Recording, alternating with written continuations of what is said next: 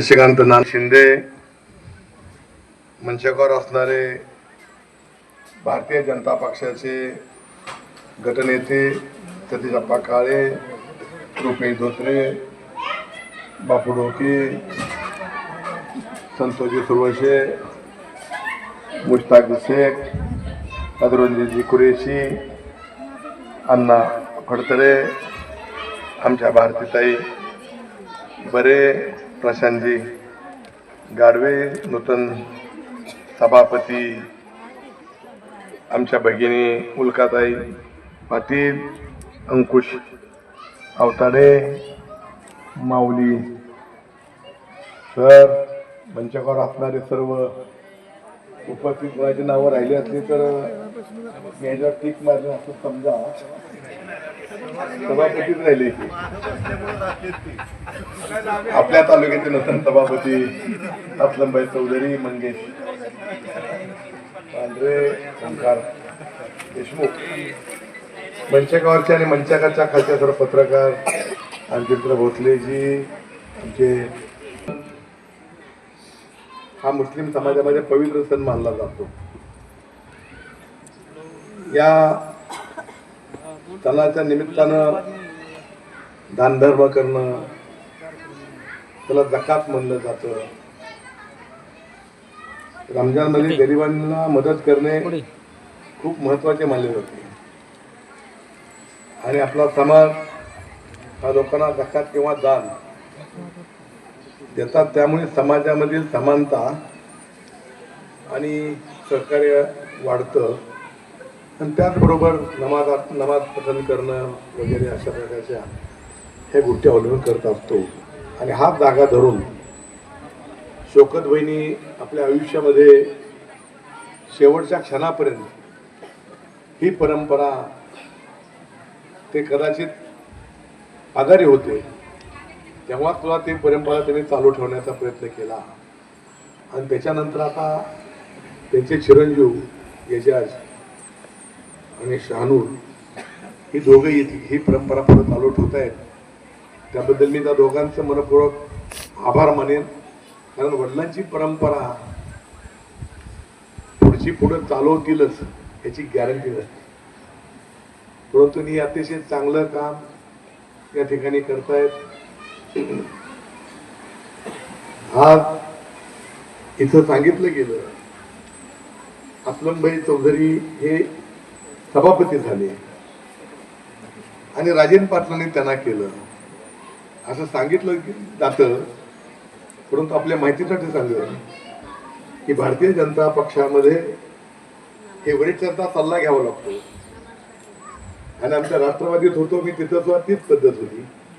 वरिष्ठांचा सल्ला घ्यावाच लागत असतो आणि म्हणून करता मी आमचे पालकमंत्री जयकुमार गोरे साहेब आणि राज्याचे मुख्यमंत्री देवाभाऊ फडणवीस ह्याला सहज मी विचारलं तेव्हा मी माझ्या तालुक्यातला सभापती असा असलम चौधरी नावाचा करतोय, म्हणजे मुस्लिम करतो असं विचार नाही, हा करतोय. तेव्हा त्यांनी कुठलाही विचार न करता चालेल काय हरकत नाही. कदाचित त्यांनी असं म्हणलं की दुसरा कोण आहे का तिथं, असं म्हणलं असतं तरी आपण समजू शकलो असतो त्यांच्यामध्ये कदा किंतू आहे किंवा काय आहे म्हणून. परंतु असं न करता दुसऱ्या क्षणाला त्यांनी सांगितलं फक्त तर शिक्षण काय म्हणून विचारलं. आमच्या देव्या भाऊन आपलं जया भाऊनी फक्त शिक्षण काय आहे हे साधारणपणे कॉमन विचारलं जात असतं. तसं विचारलं आणि मी सांगितलं ते पोस्ट ग्रॅज्युएट प्रोग्राम आहे. ठीक आहे, काय हरकत. सांगण्याचा अर्थ असा की केवळ नाहक समाजामध्ये धुई निर्माण झाली पाहिजे, मताचं ध्रुवीकरण झालं पाहिजे. आणि भारतीय जनता पक्ष आता कर्तृत्ववान कार्यकर्त्यांच्या माध्यमातून पुढे चालला आहे. मग याच्यासाठी पायबंद घालण्यासाठी वोट बँक आपली तयार झाली पाहिजे आहे. आणि म्हणून करता मुस्लिम आणि भारतीय जनता पक्ष याच्यामध्ये दुरावा निर्माण करण्याचं काम काय माणसं करतायत. परंतु मी आपल्या माहितीच सांगेन नाना, किती निवडणूक लागली लोक विधानसभे नगरपालिकेची, तर पहिल्यांदा आमचे शाहजहान मालक असतील, आमचे खजाबाई असतील, तर सगळ्या मंडळींनी भारतीय जनता पक्षाचं आपण निवडून लढवायचे म्हणल्यावर त्यांनी स्वागत केलं. आणि म्हणून या शहरानं हे आजच एकत्र असं शहर नाहीये. तुम्ही जर इतिहासात गेला तर कुठेही दंगली झाल्या असतील, कुठेही जातीय मतभेद झाले असतील, पण मोहोळ शहराला मात्र हिंदू मुस्लिम एकताचा संदेशच देण्याचं काम. मग बाबरी मशीद पडली होती, बाबरी मशीद पडली तेव्हा सगळीकडे हाहाकार उठला होता. परंतु मोहोळ शहरानं मात्र मला वाटतं त्यावेळेला शहाजहान मला मिरवणूक ही काढली होती तुम्ही शांततेची काय ती शांततेची फेरी कुणी काढली होती? याआधी मालक शहाजहान मालकांच्या कुटुंबानं फोडवून काढली होती. अशा प्रकारचा ही मोहोळ शहर ही जातीवादी नाहीये तर राष्ट्रवादी म्हणजे राष्ट्रप्रेमी. राष्ट्रवादी म्हणजे ना तुम्ही जुनं राष्ट्रवादी म्हणतात, राष्ट्रप्रेमी म्हणजे देशप्रेमी. आता त्याला आपण देशप्रेमी म्हणतो. आणि अशा प्रकारचं एक शहर असल्यामुळं इथं जात धर्म पंथ काही नाही. 5 लोक उभा राहिले भारतीय जनता पक्षातून, 5 लोक उभा राहिले. मला वाटतं दुसऱ्या दोन्ही पक्षाकडून एक उभा होता नाही, मला माहित नाही बाबा, मुस्लिम समाजाचा. अशा प्रकारे हे काम करणारं आमचं मोहोळ शहर आहे. इथं शौकतभाई बद्दल सांगायचं म्हणलं तर मितभाषी, पण अतिशय दानसू. ते कोणाला उधार काय दिलं की त्यानं आणून दिले तरच पैसे, नाही दिले तर. एकदा फक्त मला सांगितलं त्या पिनोडचा पिनोड ते होतं, त्याला विचारा म्हणले, नसलं तर काही माझी अडचण नाही, त्याला विचारून बघा म्हणते.